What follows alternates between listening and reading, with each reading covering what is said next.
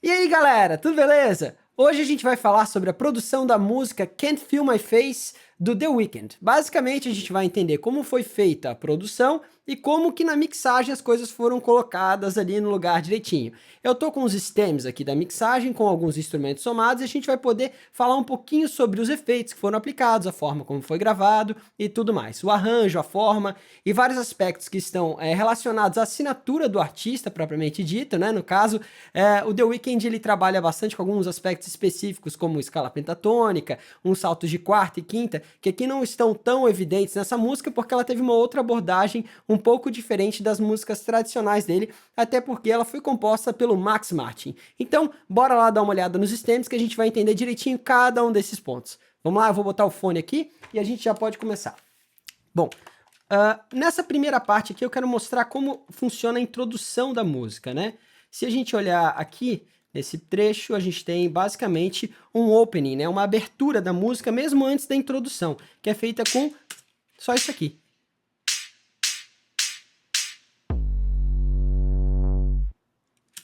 Ali no baixo é que de fato começa a intro da música, tá? Então é como se fosse uma espécie de banda, né? Só que com um 808, né? Que é basicamente um som de drum machine, tá? Um chimbal bem fake ali gravado, tá? Para dar essa sensação. Aí depois disso vem um outro pad, tá? Então aqui na intro a gente já pode ouvir esse baixo.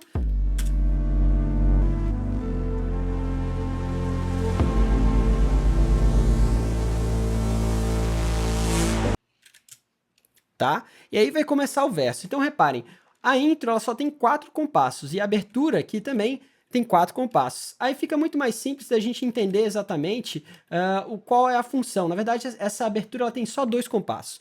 Qual que é a função dela, né? A introdução ela vai começar de fato com a exibição do próprio primeiro verso, tá? Com a letra e com o tema principal, né? Para pa pa da pa da pa pa. Tá? Então o The Weeknd entra em seguida e entra também um baixo aqui em cima, como vocês podem ver aqui. Bom, eu vou tocar desse trecho aqui, só um trechinho da voz, para a gente ver como a voz entra e como que ela foi gravada, tá? E depois eu vou voltar nesse synth aqui para explicar a composição dele. Vamos fazer isso então. And I know she'll be the death of me, at least we'll both be numb. And she'll always get the best of me, the worst is yet to come. Beleza. Dá para ter uma noção aí, né? Reparem naquele be the depth, né? Esse pedaço exatamente ele mostra como tem bastante pop, o que demonstra uma característica também de resposta de frequência e de compressão natural de um microfone chamado SM7 da Shure. Então, me parece muito que ele usou um SM7, que é o mesmo microfone que o Michael Jackson usava para gravar. A ideia dessa composição, ela traz muito dessa estética dance pop do Michael Jackson. Se vocês conhecem o trabalho dele, vocês vão achar uma familiaridade aí, né, nesse trecho. E o Max Martin, ele tem toda a propriedade para compor dentro dessa estética. Por isso que essa música ela é um tanto quanto diferente das outras do álbum. Ela é numa tonalidade maior, ela tem vários aspectos que são diferentes em relação a todas as outras, a The Hills e outras afim. Então, observem aqui como tem um delay com um tempo, né, com um quarto, um delay de um quarto, e também um reverb de hall, né, um reverb assim, de ambiência de um local, né, de um hall de fato, tá? Reparem aqui que o delay também está saindo no próprio reverb e tem um pré-delay nesse reverb para que ele fique sincronizado com o delay de um quarto que já tem insertado. Reparem como isso está um pouco na imagem estéreo, mas está principalmente dissolvido, né? E uma quantidade bem grande nessa primeira parte do verso, que não deixa de ser uma certa abertura da música, tá? And I know she'll be the death of me, at least we'll both be numb. And she'll always get the best of me, the worst is yet to come. Percebem? Se vocês contarem direitinho nesse trecho, um tempo, né, que ela tá aqui em 108 BPMs, ó, eu vou ligar o clique aqui. And I know she'll be the death of me, at least we'll both be numb. Reparem que o delay vem um tempo certinho depois, tá? Esse tipo de característica é muito comum quando você está tratando uma introdução de um pop e quando você tem uma ambiência tão grande e uma sensação de começo de uma história, né? O The Weeknd, ele tem sempre uma história que ele está contando e é uma coisa muito cinematográfica. E nesse álbum especificamente, que é o penúltimo álbum que ele lançou, aliás, o antepenúltimo, né? Ele tem bastante ambiência e bastante contação de história, porque as músicas se conectam uma à outra, tá? E essas ambiências são usadas em diversos momentos. Então, reparem aqui nos sintetizadores que eles também vão ser uma composição, tá, de vários pads e outras coisas afim. Para ser mais específico, eu vou até pegar aqui no Song Information, que eu anotei direitinho aqui, ó. A gente tem um Swerve, né?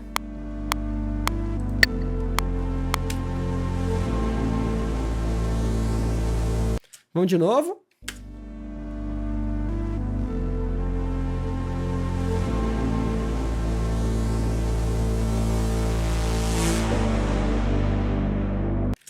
Tem um piano, né, que tá com um lo-fi, né, um low pass filter, tá? Bem claro, já de cara, ó. E praticamente sem ataque, né? Não só com lo-fi, mas também provavelmente com um transient shaper, ou então com um LFO mesmo, né? Um LFO, melhor dizendo, um controlador de envelope, tá? Que o ataque tá bem lento, com uma intensidade bem fraca, e o sustain dele não tá muito longo também, e tá só com as frequências mais graves. E tem um outro lead.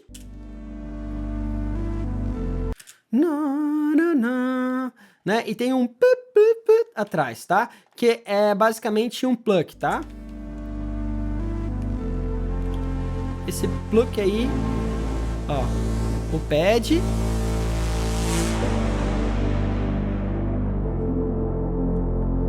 E vem um pad com um LFO, né? Tá? Junto com o piano. O primeiro ataque é juntinho com o timbre de piano. Aí mais pra frente, além desse swerve, né? Que eles põem um delay automado, né? Que o delay só abre nessas partes, tá?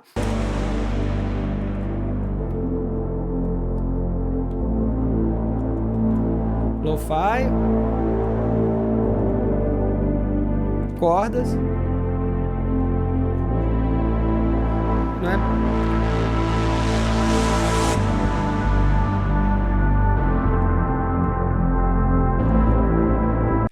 Reparem, tom, tom, tom, tem um baixo ali, tom, tom, tom, mais um baixo. Então, uma composição de timbres com funções diferentes, mas dentro da massa do arranjo, da perspectiva de arranjo, elas têm uma função, né, única, porque a pessoa está ouvindo esse conjunto de coisas. Então, por mais que na produção tivesse em tracks separados, na mixagem e depois até imprimindo esses synths da própria produção, já pode ter tido um certo balanço ali entre eles para que o engenheiro de mixagem pudesse trabalhar com eles, entendendo eles como um corpo, né, uma massa sonora, tá?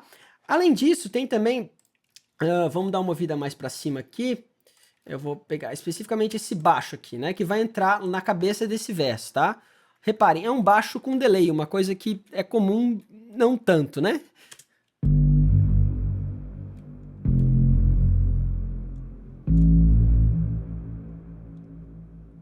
Mas tá naquela mesma tercina, bubá, bubá, bubá, bubá, que tava o pad lá de baixo, tá? Isso é muito importante. Quando você utiliza efeitos de atraso, é muito importante se você tem algum que complementa a característica do outro, no caso, esse aqui tem função rítmica e harmônica, porque é um baixo, né?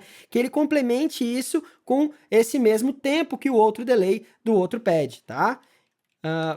Vamos dar uma olhada mais pra frente aqui, depois que entra o slap na voz. Vamos dar uma olhada aqui nesse trecho. Então, tinha o verso, né, que tava com o delay, tá? E com esse reverb de hall. Forever young, this I know, this I know. She told me don't worry about it. Agora, muda para um slap delay, né? Tutac, tutac, tutac, tutac, na imagem estéreo, tá? Com essa mesma rítmica que eu estava falando antes. Ele tem primeiro um quarto e depois está em tercina. Então tem no caso, dois atrasos que estão em tercina e um que está em um quarto de tempo, né? E o reverb sai um tanto quanto. Você diminui muito o reverb que está aqui, não fica mais com aquele reverb que é o hall que tinha anteriormente. Worry about it. She told me don't worry no more. Reparar também que a repetição ela está filtrada e com tanto quanto de saturação harmônica, tá? Então, isso traz um outro corpo para ela, para que ela não ocupe o mesmo espaço que a voz original. Não só em volume, mas também em timbre e resposta de frequência, né? Ela fica com menos frequência, ela ocupa menos espaço para que não fique tudo muito embolado ritmicamente. Worry about it. She told me don't worry no more. Tá? Então, é nesse trecho da música, que é basicamente um pré-chorus, né? Um pré-refrão, ela vai trabalhar com esse tema, tá? Até começar a outra parte. We both know we can't go. Vamos dar uma olhada na transição. She told me you'll never be in love.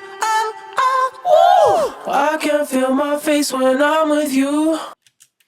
Reparem que o tem uma outra dobra que faz o uma outra voz que foi gravada em cima. Mas quando entra no I can feel my face when I'm with you, ele simplesmente pegou a mesma melodia e fez uma transposição dela. Ele mudou a afinação em alguns cents, né, o produtor, e essas vozes ficaram separadas e abertas assim. Dá para fazer isso através do Antares Autotuning ou de outras ferramentas, mesmo duplicando as tracks e mudando alguns cents em cada uma delas e também o próprio timing. Mas se você mudar alguns cents, já vai haver uma diferença de fase, porque a forma como o seu Digital Audio Workstation faz isso é simplesmente mudar um pouquinho, né, o comprimento das ondas ali e fazer com que você tenha algumas mudanças de afinação que fiquem em volta da voz principal. Então é a mesma coisa que sublinhar, dar mais corpo para essa voz principal, mas não necessariamente fazer uma dobra com um tempo muito diferente ou com uma harmonia. No caso, além dessa dobra, dessas vozes, né, dessa duplicação das vozes com pitch, com efeito de pitch, teve também uma mais aguda, uma oitava acima, tá? Se vocês repararem bem mesmo, vocês vão escutar essa oitava acima. But I love it. But I love it. Oh, I can feel my face when I'm with you. But I love it. Repara que é exatamente o mesmo take, só que tá um pouquinho atrasado uma da outra e tem uma mais aguda e as outras ao redor com uma diferença de poucos cents, tá? Isso causa esse efeito meio robótico, tá? Da diferença de fase. Bom, vamos continuar aqui. E nessa mesma parte entra também uma característica muito importante, que é essa percussão que já estava começando a dar indícios de que ia entrar bem forte por conta do próprio plate reverb que é usado nessa caixa, né? Vamos dar uma ouvida? E os snaps.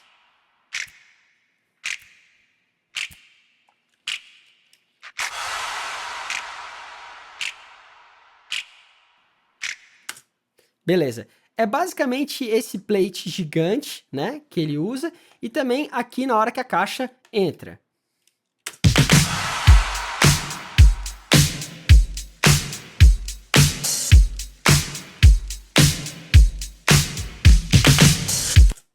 Reparem que alguns samples são manipulados com variações de velocity e do filtro, ou seja, quando você tem uma intensidade muito grande da informação MIDI, um velocity muito alto, e daí simplesmente esse filtro é aplicado. Algumas caixas ficam um pouco mais graves e outras mais agudas, né? E tem um sample a mais grave e também um clap, né? Uma batida de palma ali nesse pedaço. Então, vamos dar uma ouvida aqui com o baixo.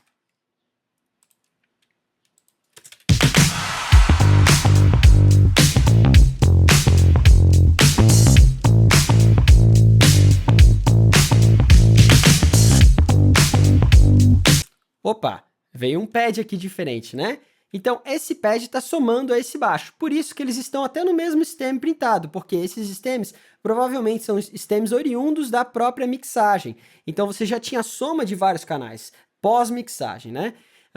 Bom, o engenheiro de mixagem dessa música se chama Serban Gania, e ele é um engenheiro de mixagem que mais está mixando pop já há 20 anos, tá? Então, vale muito a pena estudar e conhecer o trabalho dele. Galera, em geral é isso aqui. A gente tem também uma outra guitarrinha e algumas outras vozes que são muito bacanas. Vamos dar uma olhada nessas outras vozes e nesses ruídos aqui extras, que o engenheiro de mixagem chama de extras, né?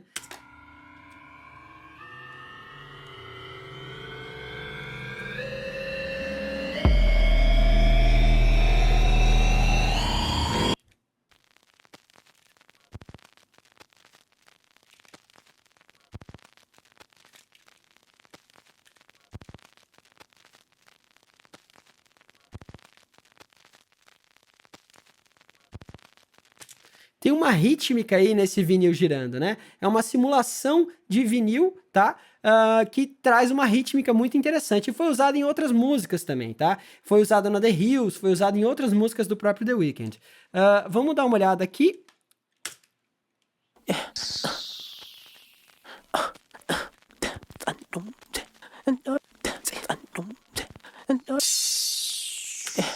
Reparem que ele basicamente sampleou a própria voz, né? E colocou em partes que são mais interessantes na produção. O produtor e ele provavelmente fizeram isso juntos. E aqui, basicamente um hit hat, né? De 808, bem interessante. E as guitarrinhas aqui em cima. Então isso aqui é muito Michael Jackson, né? Tudo isso é muito estética Michael Jackson e foi uma abordagem bem diferente do resto do álbum.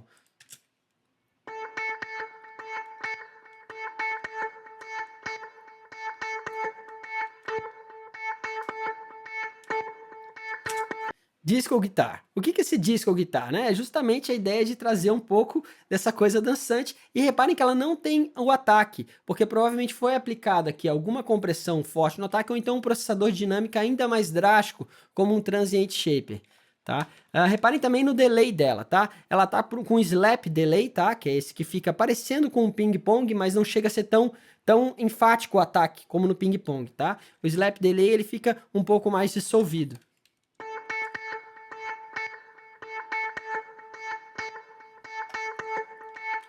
Reparem no timing. O timing também é muito parecido com o próprio vinil girando e com as vozes dele aqui embaixo.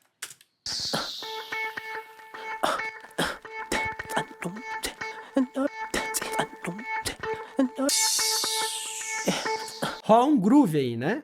Então, todas as partes do arranjo são muito importantes, principalmente quando você está falando de uma música que tem que fazer as pessoas dançarem, que você respeite esse groove, nos delays, em tudo. Então, basicamente é isso, galera. Tem uma série de outras coisas aqui, mas eu não vou falar para não deixar o vídeo muito longo, tá? Reparem que ele usou duas tracks também por baixo na mixagem, porque era uma função e depois outra função. Galera, é isso aí. Vamos dar uma vida no final, no outro refrão, vocês vão ver também. Também tem uma coisa bem interessante aqui, que é como diminuiu o reverb e o delay. Vamos lá. But I love it. But I love it. Oh, I can feel my face when I'm with you. I can feel my face. But I love it. But I love it. But I love it. I can feel my face. I can feel my face when I'm with you. But I... Né? Reparem, essas vozes foram adicionadas posteriormente por outros cantores também, muito interessante. Mas eles foram diminuindo a quantidade de reverb e delay na voz de acordo com que os outros elementos da música entravam com mais intensidade, com mais notas, né? E dentro desses synths aqui vai ter mais informação ainda nesse trecho, tá? Vamos dar uma ouvida.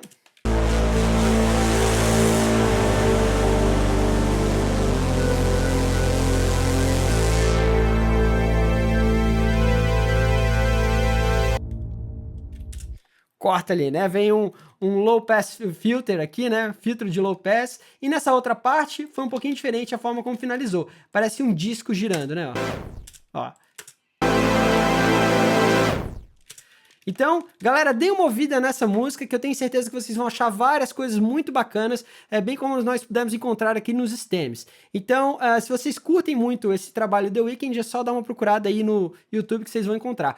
Então, galera, tem um outro recado muito legal que eu queria dar para vocês, é que agora no dia 26 de abril, a gente vai lançar um workshop gratuito, muito bacana, que vocês podem se inscrever aqui no link que está aqui embaixo e também que está aqui nesse card, falando sobre como vocês podem se inserir no mercado de produção de trilha sonora para jogos. Então fiquem ligados porque vai ter todo um passo a passo, nós vamos falar de várias ferramentas e vamos falar bastante de como vocês conseguem se inserir de fato no mercado. Beleza? Então quem curtiu, dá um like aqui embaixo, não deixe de se inscrever no nosso canal e também de apertar aquele sininho para receber a notificação toda vez que a gente lançar um vídeo novo. Valeu, um grande abraço, tchau, tchau.